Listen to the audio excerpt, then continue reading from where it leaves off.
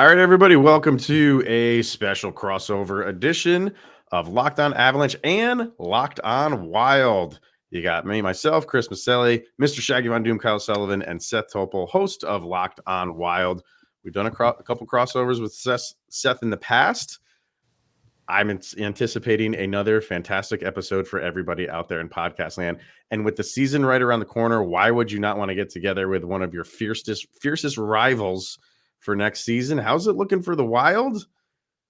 I'm interested on a couple fronts here. So, Kyle, what is that stench? You're Locked On Avalanche, your daily podcast on the Colorado Avalanche. Part of the Locked On Podcast Network, your team every day.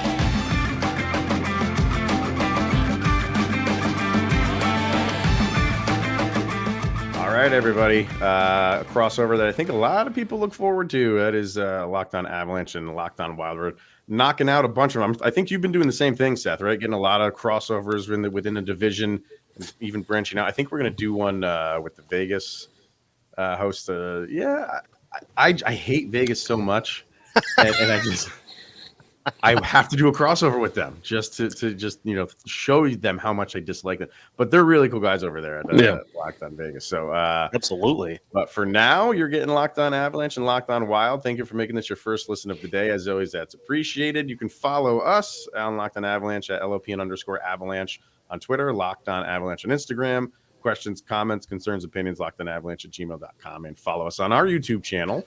Over on the YouTube, hit subscribe, get notified when a new show goes live. Seth, where can they find you over on the socials? All of the socials conveniently are Locked On Wild. So Twitter, Instagram, easy peasy. Just find them all, subscribe and follow. We'll keep you up to date as much as we possibly can. All right, sir, let's jump in. Rivals on the ice. We are friends off of the ice, so there's not going to be any haymakers thrown in this episode. But you always look forward to when these two teams play, no matter where they are in the standings. We anticipate both of these teams to be, playoff teams. Obviously, I would think that's the case for the Wild. Are they going into this season thinking like, hey, last year was good. We can continue that. Yes, I think that is the hope, is that the Wilds can get to the playoffs this year. Now, obviously, some notable subtractions from the roster in the offseason. You lose Kevin Fiala, Cam Talbot as well, and I'm not going to try to sell it as, hey, the goaltending situation is better with Marc-Andre Fleury and Philip Gustafson than it would have been with Marc-Andre Fleury and Cam Talbot. It just isn't. Now, that's not to say that Philip Gustafson can't be good. We just really don't know what he is. And so it's a lot of different moving parts that have to go right in order for the Wild to be able to get to the postseason this year. First and foremost is the goaltending. But even with all the question marks that poses, and the question marks about what do you do to offset the lack of offense, trading Kevin Fiala away, this team still has Kirill Kaprizov, who now in his third year in the NHL is going to attempt to outdo what he did last year, which was a franchise record in everything. So it is, I don't know how it's possible, but he is going to find a way to continue to build off of what he has done so far. And so a team that has him as their focal point is always going to have a chance. But this season could go two very different ways depending on how key areas go as it plays out. Okay, Seth, this is a question I have as I have no vested interest in the Wild. I'm a hockey fan. And when it comes to the Minnesota Wild, like you were talking hopeful appearance in the playoffs. What is Minnesota trying to do? You talked about the goalie position, and we could talk the Central and how everything looks, like how Colorado's built, and you see what Anaheim's doing, and you see all these other teams improving, and Minnesota just kind of is there. There is no rhyme or reason to what they're doing, and they're not making the big moves. What is Minnesota trying to do and trying to build? Is it hoping to make the playoffs? Well, in that case, No, because the hope is for this team to be at its most competitive after the Zach Parise and Ryan Suter buyouts are out the window, or at least are down to, I think, 800,000 a piece. So last year, what the buyouts accomplished was they gave the Wild some cap space to really go after it last season. It didn't end up working out, but it led to their best chance in the short term to contend being last year. Slight step down in terms of their ability to contend this year. And then the next 2 years after that, it is, in my estimation, going to be all about trying to cultivate the youth and seeing who is able to perform at the NHL level and who isn't, so that you come out of this window with the buyouts down to their minimum, knowing, hey, we've got A, B, C, D, E as guys who can really contend and be part of this roster and are on cheaper contracts. So you have a list of, hey, we need this, let's go get them.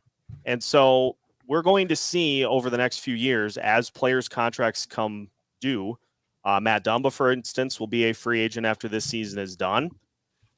It's going to be one of two things. He's either going to re-sign here for a lesser term, or the Wild will fill his roster spot with a prospect. And that's just going to continue to happen here over the next few seasons. The more vacancies come up, the more vacancies will be filled by prospects. And so the real window to contend in the short term was last year. I view it as a team that could make the playoffs. I don't think there is a legitimate chance that this team is a cup contender this year. And so it's trying to run it back this year, but beyond that, you know, it'll be looking at the prospects for the next couple years after that, and then the window is hopefully back open. Would Dumba take less? I mean, that's like, you know, he's going to be what, 29 after the season's over, and this will be his UFA, his big UFA contract. Do you really think that he would take less, and that would be to stay? I mean, I got to imagine there's somebody out there. He's making $6, right? Right. Yeah. I mean, this is the first I'm really thinking of it, but you got your finger on the pulse. What are you thinking with him? I do not get the sense that he would. And so you're going to run into a situation where there will be other teams out there, like you alluded to, that will be able to offer him either that same value, or there will be some other teams that will probably want him a little more than that. And so for him to stay, he's going to have to be willing to take a little bit of a hometown discount. I don't see it being in the plans, which is where another wave of those prospects come further into the picture. Maybe a guy like Carson Lambos or one of those other prospects that the Wild had a couple of years ago already, or you fill with somebody from Iowa. But I think that'll be one of the first spots where this team promotes from within to kind of start that next phase over these next couple of years.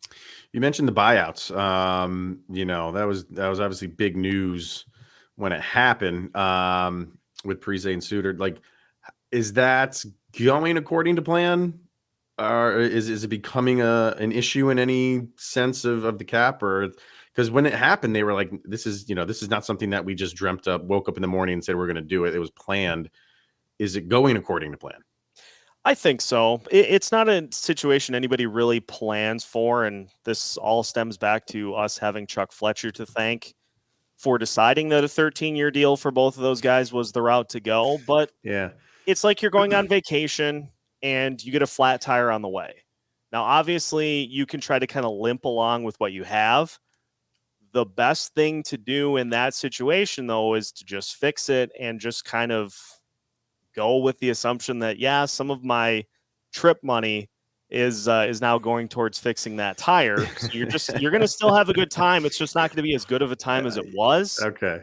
But at least you got there intact, as opposed to trying to get to wherever you're going on three wheels. That was a wonderful analogy. Wonderful analogy. For the Minnesota fan base, is that going to be good enough going into this season, seeing everybody improving around you And seeing kind of everybody take their role and their stance is just good enough for Minnesota fans. I think people by and large are confident in the direction that Bill Guerin is taking this team.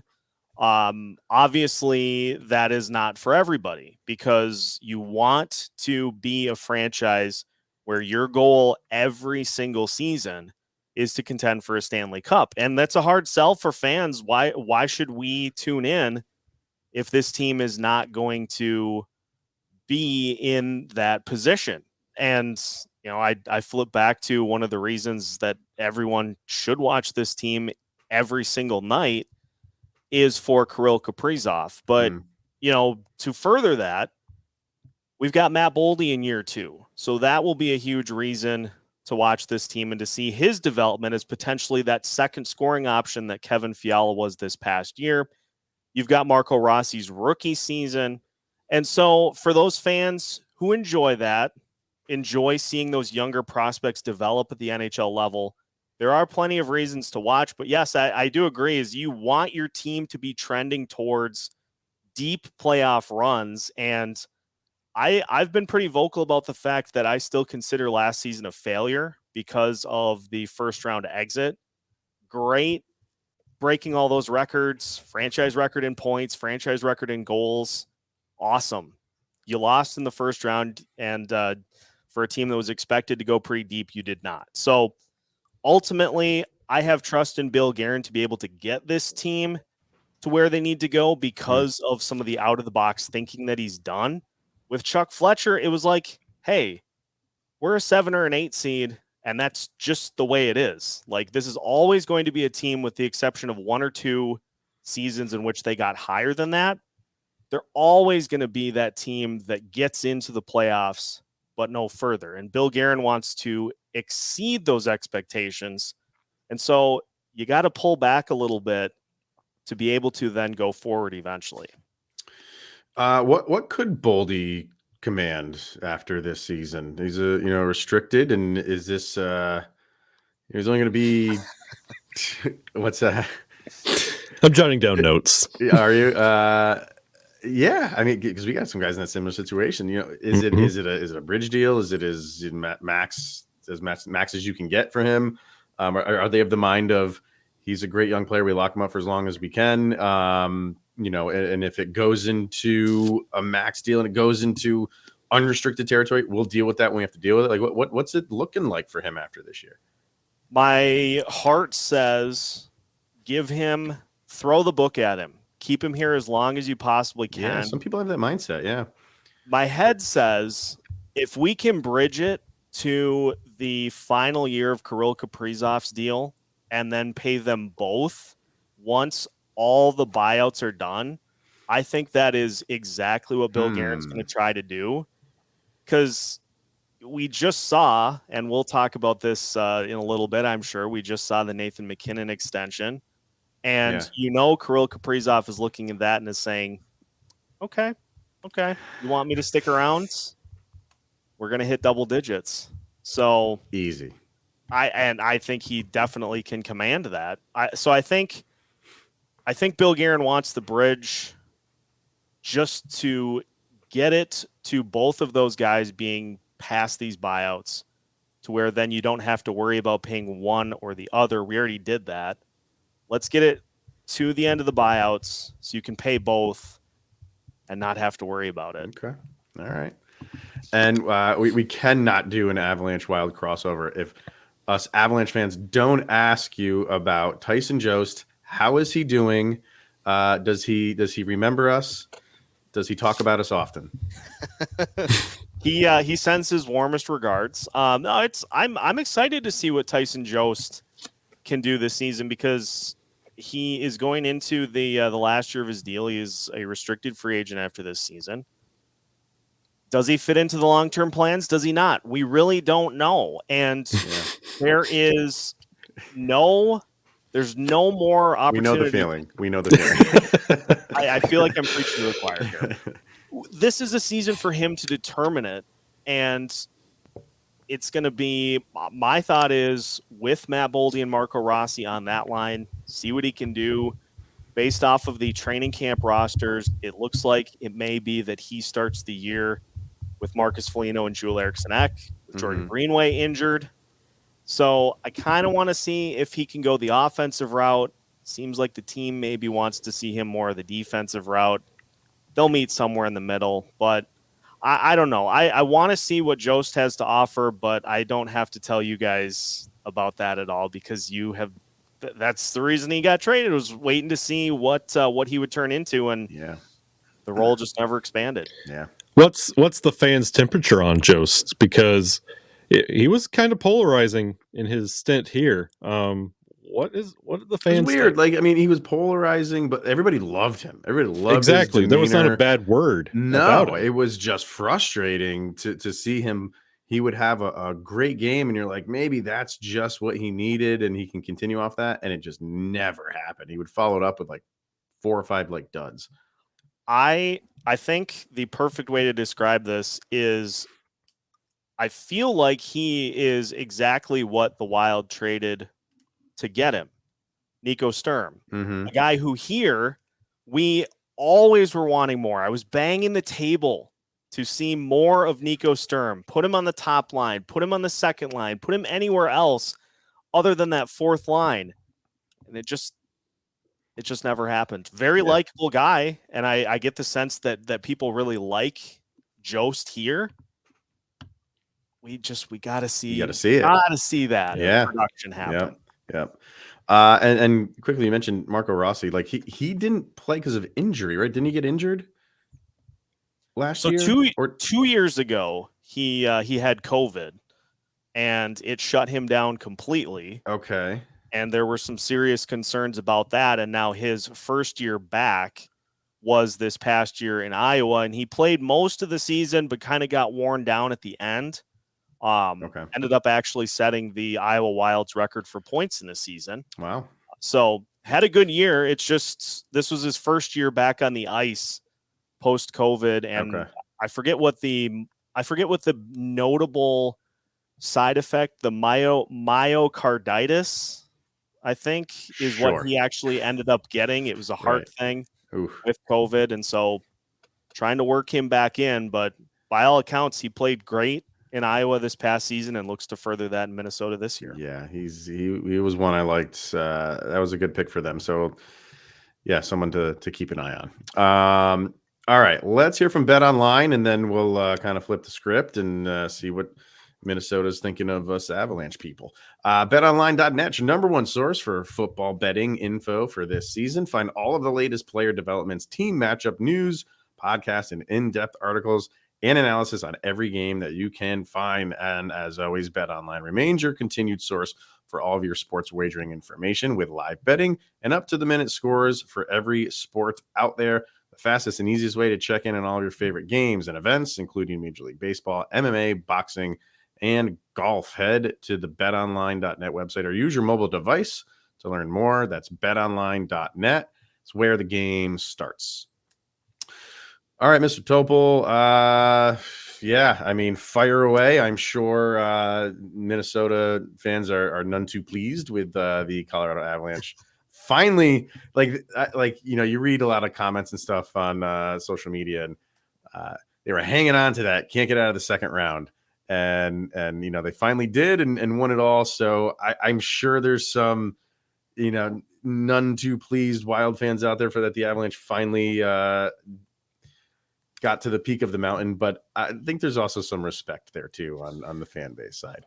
There is, and that's the route I take. Is you want to see the best win it, and this Avalanche team, it's hard to argue with the way, from my perspective, that they have been put together. You cultivate, you do have some lean years that lead to high picks, but you hit on those high picks, you develop those players, and you build around them. And so it's a formula that has been proven to win, and now the Avalanche get a chance to see it really pay off.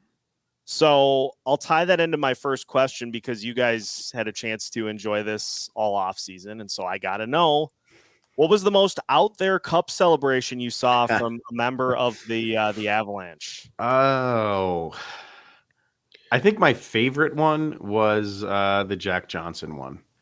He Yeah. took it to an ice cream shop, loaded that thing up with like 30 scoops of ice cream, and it was him and like I think like 4 or 5 kids. You know what I mean? Like there's no adults there. He just Right. brought like the neighborhood kids with him and his own kids, and they just went to town. Like I'm like that. I think we talked about it when it happened. Like you always see people like drinking champagne out of it and drinking beer out of it. That would have been me in my 20s, me in my 40s. I'm eating ice cream out of it now. Like that shows my age. I'd rather have like the ice cream out of the cup now. Yeah, I think Cale Makar. I was just rewatching this. I think it was last night. He took it home with his family because Cale Makar is a baby angel, and you cannot say anything wrong about Cale Makar. But he like was there with his family, and they woke up. And it looked like a Saturday morning, and they're eating like cereal and waffles out of it in their Yeah. living room. And I'm just like, yeah, that's what I Yeah. do right there. That. And then even a lot of them were, just brought it to the hometown and stuff like that. Nathan MacKinnon did that, but it was an event.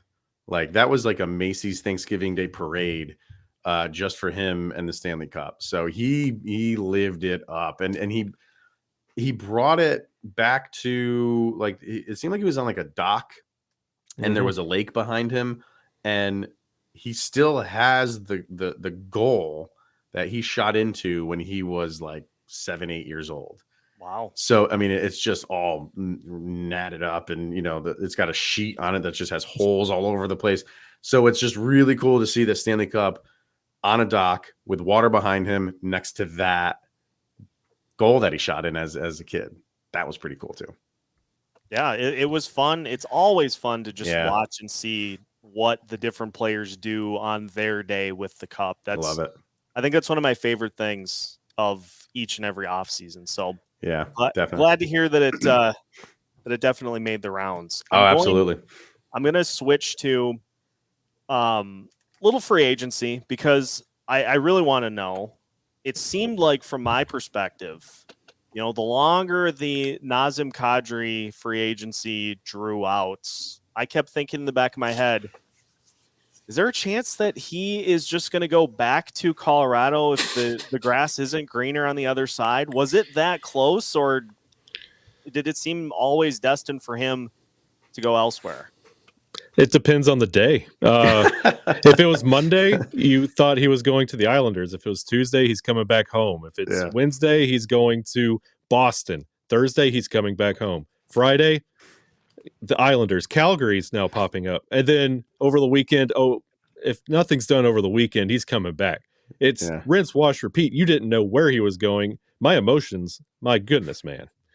It was rough. Like I was a big Nas guy, and to have that wake up every day and you hear somebody say, "Hey, I talked to so and so, and he's coming here," and then you had that going all the time, and you would see other players celebrating with a cup, but you didn't know if Nas was coming back, and it was just a whole range of emotions, and it was sad to see him go, but you had that little touch of relief because you knew.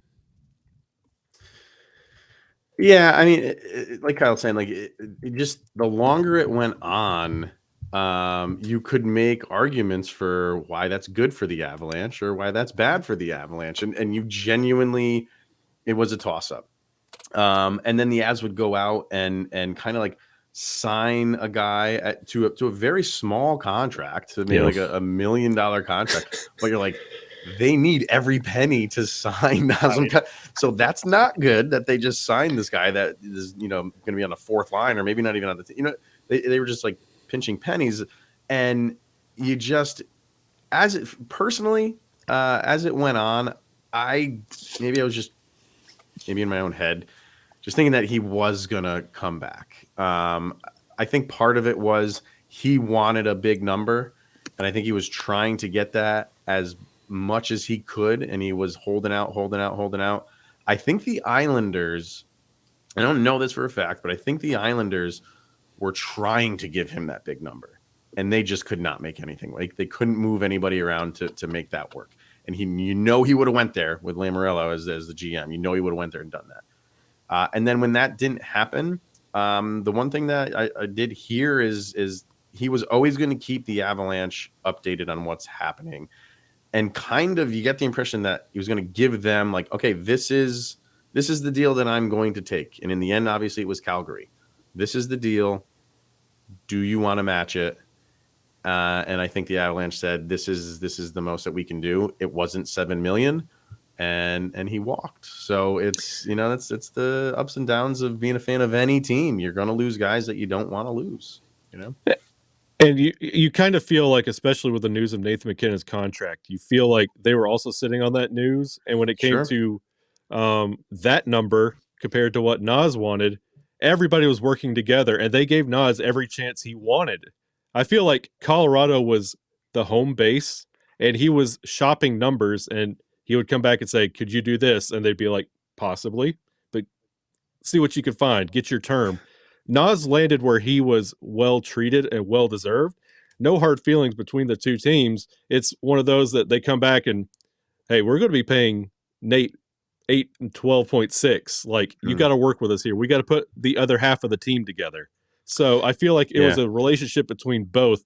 And now seeing the Nathan MacKinnon contract, it all makes a lot more sense. And quickly, Kyle mentioned term, and to get 7 for Kadri, I think that was also the breaking point for the Avs. I don't think they were going to go anywhere near that. I think they were around like the 4-5 at the absolute most. I don't think they were going to go that high. Yeah, that makes sense. So you mentioned the MacKinnon contract. It feels like he deserves way more, in my estimation, just for everything that he does on the ice. But now you got MacKinnon, you got Cale Makar, and for all the people who are like, there's no possible way that the Avalanche can continue to do this, I'm here to tell you they can. How nice is it to have those guys locked up long term? Oh man, like things are this window for the Avs is wide open, and it's going to be for a handful of years. I mean, not only do you have MacKinnon, obviously, Rantanen's locked up for another 3 years, and that's on the low end for all these guys that are locked up. Landeskog is locked up. You have Arturi Lehkonen who's locked up. You have Val Nichushkin locked up. You mentioned Cale Makar. Sam Girard is. You are going to have to, sign your prospects in Newhook and Byram, and even Taves is up in 2 years. So yeah, there is some moves that you're going to have to sign, but there is a handful of guys that are in your top 6 guys that are going nowhere for a number of years. So, and with the cap going up after the following year, this is good. I mean, yeah, we're all sitting at this contract for Nathan MacKinnon thinking, that's a good number for him, and it is, but it's kind of unfortunate for him that he didn't, he couldn't have signed a longer contract at the time, but it didn't, his current contract didn't extend out to when the contract goes up or the cap goes up, because he would have been in the 13-14 range easy. Yeah. So yeah, I mean, this is a big chunk of money for him. And I think a lot of people are looking at, Kyle and I talked about the other day about a lot of people are looking at Edmonton and thinking like, well, Edmonton can't do anything about it. This is not Edmonton. Like they have done a very good job navigating this, and just look at the guys that they have locked up for several years. It's all their key players.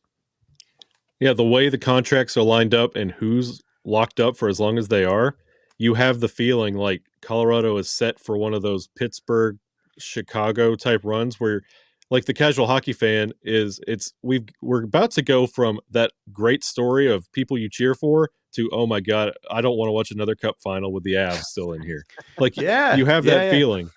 Yeah. Like, that's how you felt about Chicago and Pittsburgh, especially. Like, they were Tampa. just so annoying because they're always there. That's how this team is set up. And for Avalanche fans, it's great. It's wonderful. You're returning to the glory days, but that's how this feels with who's locked up for the length they're locked up. And all the improvements we could still make with the Eagles and Loveland, we could call up and fix. The Avs are sitting pretty for a while. And that's how the good teams do it, is some of those players play themselves into being able to take a lucrative deal from somebody else in free agency. You just fill from within. Mm-hmm. Absolutely. Well said, fellas. That's all I got for questions. All right. Well, then there's other thing that we want to get to, and over on Locked On, just the our network's Twitter page. All of us hosts over on the Locked On NHL side, we always take part in power ranking and voting on things. And for this week, it was the power ranking the NHL coaches. So they just posted them a couple hours ago, and all we have is the top 10. I don't know if they're going to put out graphics for the rest of them. I hope that they do, because I want to see where everybody falls. But we just have the top 10. And I'll go through them. At 10 is Peter Laviolette. 9 is Bruce Boudreau. Pause. Okay. I think we all like Bruce. I don't mind that. Yeah. I don't mind You that. don't mind it? Oh, we'll talk about it. 8, Bruce Cassidy. Another long pause. 7, Craig Berube. 6, Gerard Gallant. 5, Mike Sullivan. 4 is Rod Brindamore. 3 is Jared Bednar. 2 is Daryl Suter. And at number 1 is John Cooper. Do we have issues with this, boys? Seth? Slightly. I can't argue with John Cooper being in the top 2. I mean, look at what he's done with that team. Look at what he's done with that Lightning roster and turned that into just an absolute juggernaut. But if I recall power rankings correctly, and I could be wrong, do you not, for the first power rankings after a season, go with the order based off of how the season ended? I mean, why is Jared Bednar not number 1? That is always the question with power rankings. I don't like there's no like defined like terms of how you do power rankings, and yeah, do you have it? Are we going into next season where you put the champions at number 1, whether it's the team that we're talking about or the coach, or do you take into account the things that happened in the offseason? Because if a team just has a fire sale, a championship team just has a fire sale, we can't put them at number 1. That didn't happen here clearly with the Avalanche. But yeah, I mean, to me, as far as Bednar goes, and I'm not just going to sit here and be a homer, like he should be in the top 2. Let's get real here. Like, I'm okay if you want to put Cooper at the top because he's been there for so long. He's obviously a championship coach. If you want to put him at number 1, I genuinely don't have a problem with that. I absolutely think Jared Bednar should be at number 2. But as us Avalanche fans, we are so used to him not getting a lot of the credit, and all of that credit going to guys like Cale Makar and Nathan MacKinnon. And it's almost the thinking of like anybody could coach this team. They couldn't. There's a lot of ego on this team, and you have to manage that ego, and he does it very, very well. Yeah, I agree with Cooper being at 1. I mean, he's 2 out of 3 the last Stanley Cups. So, I mean, you deserve to be there. Bednar should be number 2. And you can't say, like, just because you make it to the Stanley Cup, like that is enough to quantify you a top 5 spot, because the head coach for Dallas and Montreal are not coaching there for getting that team to the Stanley Cup. So it's not just enough to get there. Like Bednar, he won. He's right behind Cooper. Don't know what Calgary's doing so high. That surprises me. Just like, love Calgary right now. What have you done? What have you done? I don't get that. But no, give Bruce Boudreau some love. Like, close your ears, Seth. I know there's some feelings there, but like when it comes to Bruce, but like I love what he's doing, and like that team, that's a voice they needed, and you could see with the way they played. But should 9, he? I mean, because he came in there when did he jump into that team? It was a couple of weeks into the season, if I'm not mistaken. I think at least over a month. I thought it was longer than that. I thought it was like pretty deep into like halfway through the season when he came in. But you see interim coaches come in all the time, and nothing changes, and it's just write it out to the end of the year. There was an instant change.